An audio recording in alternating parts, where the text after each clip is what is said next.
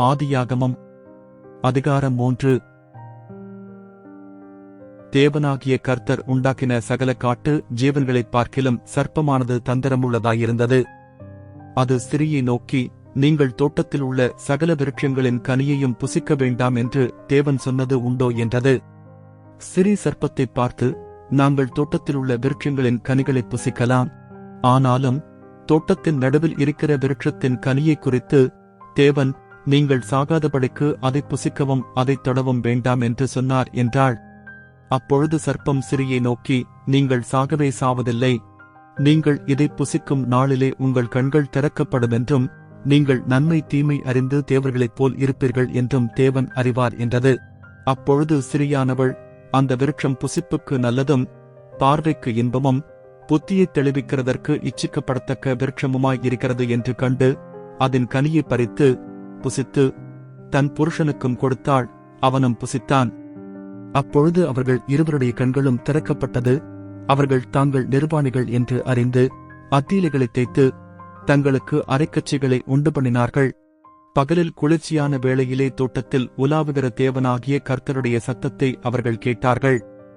அப்பொழுது ஆதாமும் அவன் மனைவியும் தேவனாகிய கர்த்தருடைய சந்நிதிக்கு விலகி தோட்டத்தின் விருட்சங்களுக்குள்ளே ஒளித்துக் கொண்டார்கள்.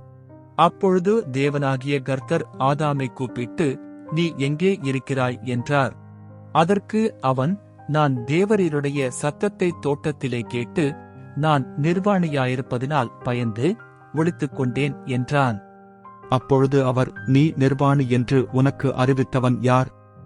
புசிக்க வேண்டாம் என்று நான் உனக்கு விலக்கின விருட்சத்தின் கனியை புசித்தாயோ என்றார். அதற்கு ஆதாம், என்னுடனே இருக்கும்படி தேவரீர் தந்த ஸ்திரீயானவள் அவ்விருட்சத்தின் கனியை எனக்கு கொடுத்தாள், நான் புசித்தேன் என்றான்.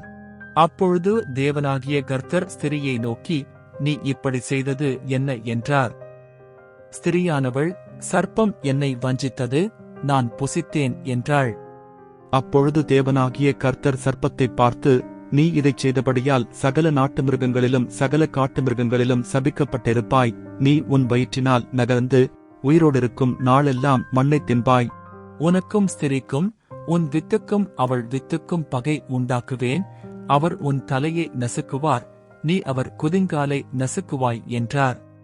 அவர் ஸ்திரீயை நோக்கி, நீ கர்ப்பவதியாயிருக்கும்போது உன் வேதனையை மிகவும் பெருக பண்ணுவேன்.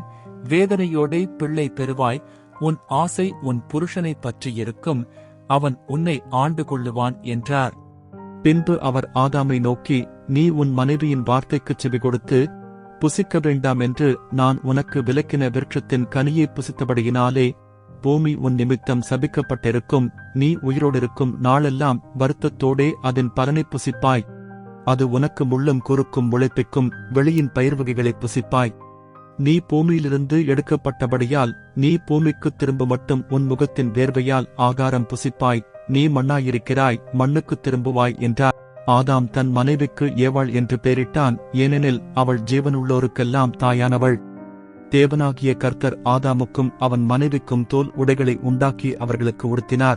பின்பு தேவனாகிய கர்த்தர், இதோ, மனுஷன் நன்மை தீமை அறியத்தக்கவனாய் நம்மில் ஒருவரைப் போல் ஆனான்.